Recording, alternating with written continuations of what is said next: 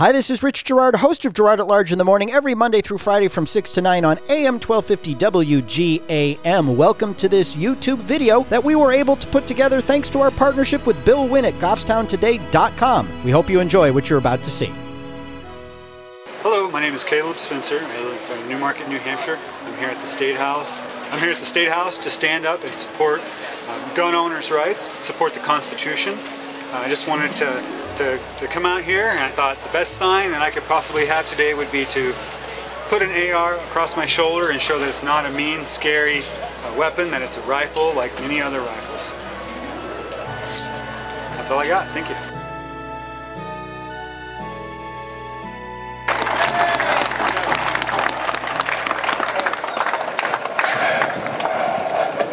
All right, my turn. Ladies and gentlemen, we live, in my view, in the greatest state in the country. This is truly the live free or die state. A lot of people don't know that the other half of that motto is, death is not the worst of evils. No, it's not. It is not. I want to remind you of a couple things. We have an administration right now that is anti-gun and has been anti-gun the entire time that he has been president. We have an anti-gun attorney general, we have an anti-gun vice president, and we have an anti-gun a bunch of representatives in Congress. Dianne Feinstein's bill will absolutely destroy the Second Amendment. Anti-Constitution. But I'm interested in getting answers. How about Fast and Furious? What about setting up, our own government setting up a scam to try to entrap our own law-abiding gun dealers in the United States of America using taxpayer money, to have an intermediary take and buy guns and then wind up in the hands of drug dealers, murderers, and kidnappers. That's what this government has done. When we called the Attorney General on it and wanted to get the information, what did they do? Nothing. Wouldn't give any information to Congress. Until they pressured him, they had a subpoena. Our own Attorney General had to be subpoenaed to come and speak. The President of the United States, the President gave him executive privilege, which he can't do.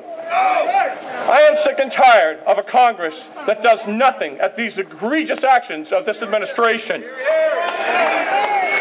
Benghazi. Right. Ladies and gentlemen, if you knew the truth about what was going on there, you would be incensed. A lot of you, I'm sure, do know the truth. But we had 4 dead Americans. Hillary Clinton doesn't seem to think it makes any difference now. 4 dead Americans. All of them trying and calling for help. And I want to quick tell you the story about the 2 prior Navy SEALs who died so valiantly that day. Tyrone Woods. He was in an annex up the street about a mile.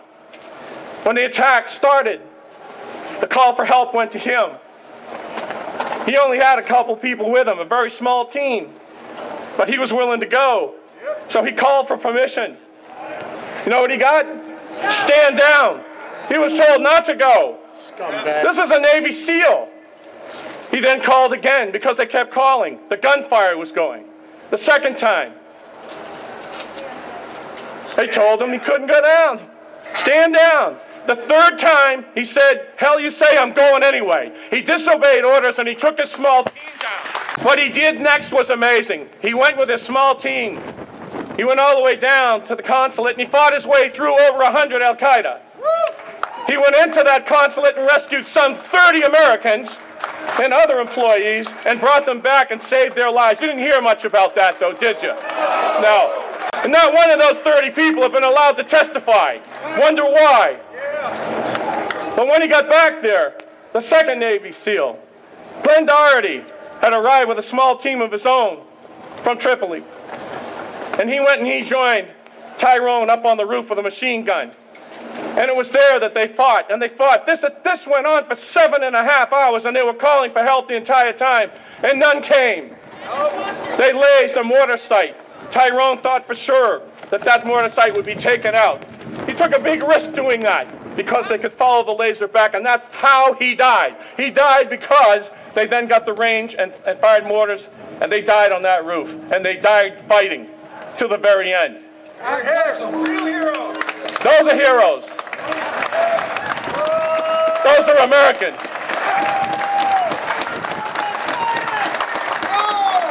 General Ham,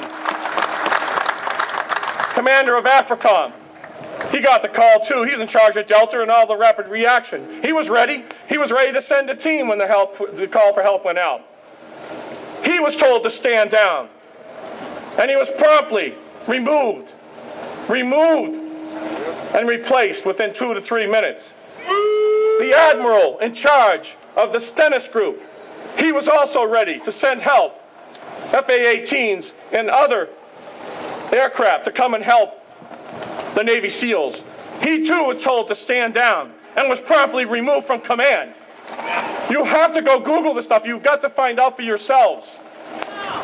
And when you do, there's a reporter by the name of Gaffney, Washington Times, I believe. Google him. The whole story's there. Ladies and gentlemen, this country of ours, our government, has been providing guns to the Muslim Brotherhood, the rebels in Egypt, in Egypt, Libya, and Syria. And who's immersed with the Muslim Brotherhood? Al-Qaeda. Al-Qaeda fighters are fighting with them. The enemy. We are arming the enemy.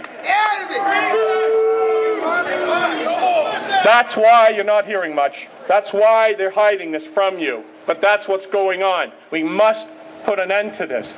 This is America. This has to stop, and we have to stand up.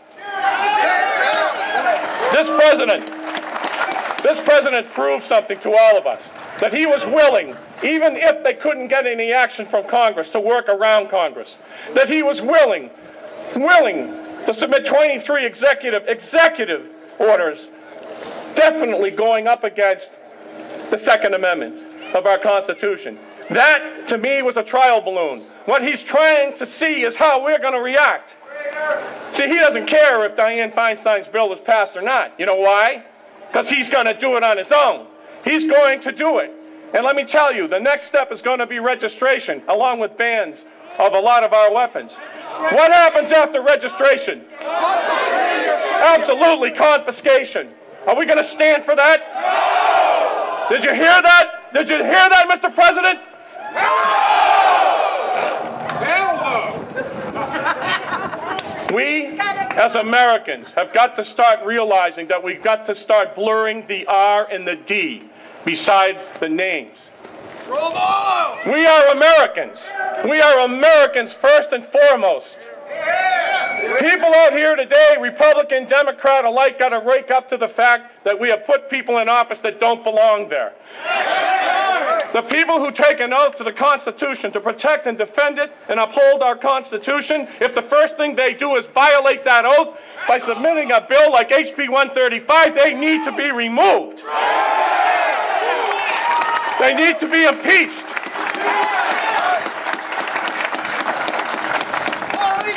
We have got to get a Congress that has some courage of their convictions, to understand that they're going to wind up leaving it up to us to solve this problem. And if they do, we'll solve it. I guarantee you we'll solve it. But the better way is for them to take action. They have countless reasons to impeach this president, and they should start using that word.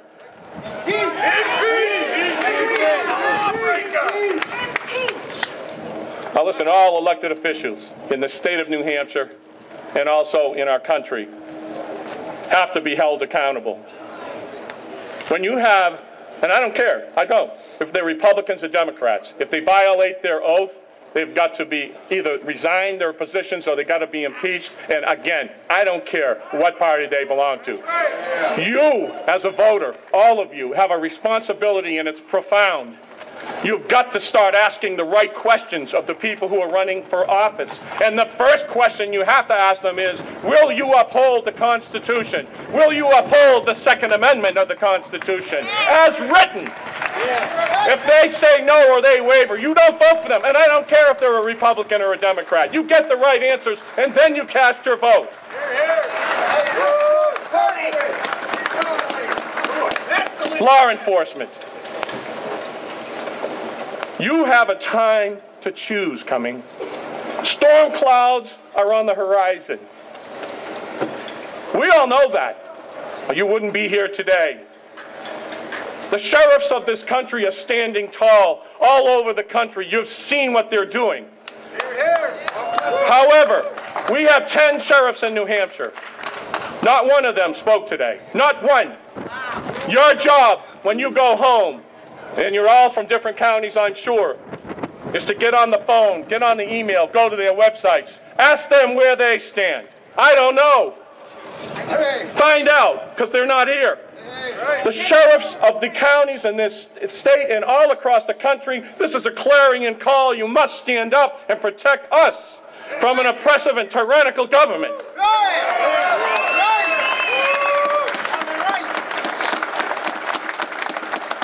I call for the local police departments, for all the chiefs and all the officers, and I know most of you know police officers. I know a lot of you know even the police chiefs in your town. You've got to have the conversation now. You've got to sit down now, and you've got to find out where they stand. Are they, if they're asked to, will they come to confiscate your weapons? Find out that answer. Find it out now. Any infringement on the Constitution of both the state and our federal Constitution by laws is illegal. They are the people. They are the people that are breaking the law. We are standing on firm ground. The Constitution is the foundation upon which this country was built.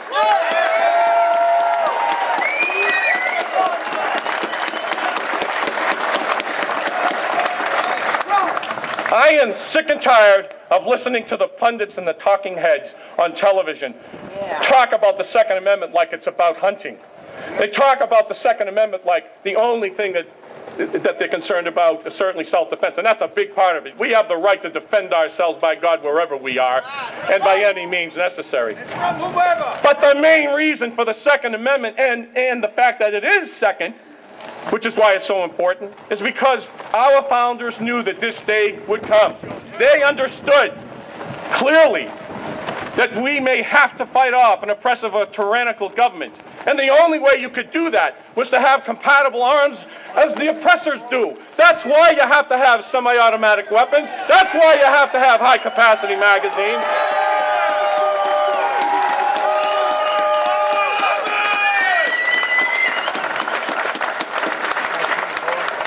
Thomas Jefferson said it best. And all of you really have to listen to this. Because when the people fear their government, you have tyranny.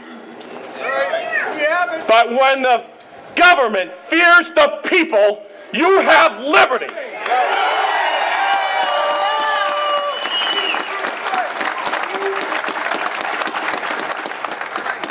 It is time for the government to fear the people.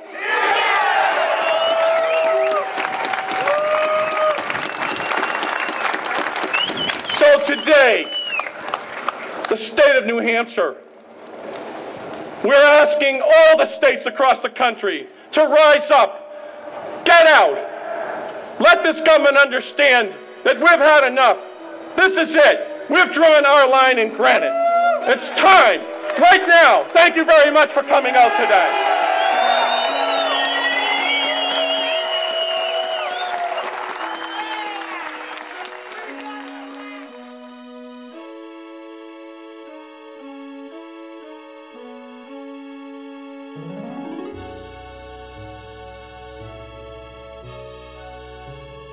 Well, today's rally was an outstanding show of New Hampshire people, especially, who are here standing for the Constitution. And I was really proud to be part of it. I hope everyone will remember to read their Constitution, to get educated about it, and then take some action to make sure that we don't lose our privileges. We just finished up our Second Amendment rally here today, and it's line in the granite, because we're the granite state. I think we had a wonderful turnout. We had a beautiful day. January 31st, to have temperatures in the 40s is exceptionally good. But I was really, really encouraged by the reaction of the crowd and the quantity of people that came out on a work day in the middle of the afternoon to come and listen to the speakers today. And you can tell that the folks today are very impassioned. They know what's happening in their country. And I just had a discussion with a Democrat who came up to me and said he was very happy to hear that I talked about blurring the R and the D and focusing on being an American.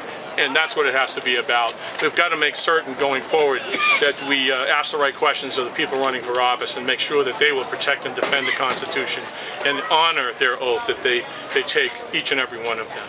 So I was thrilled with the turnout. I was very happy. Our speakers did a wonderful job, and we look forward to doing some more of this.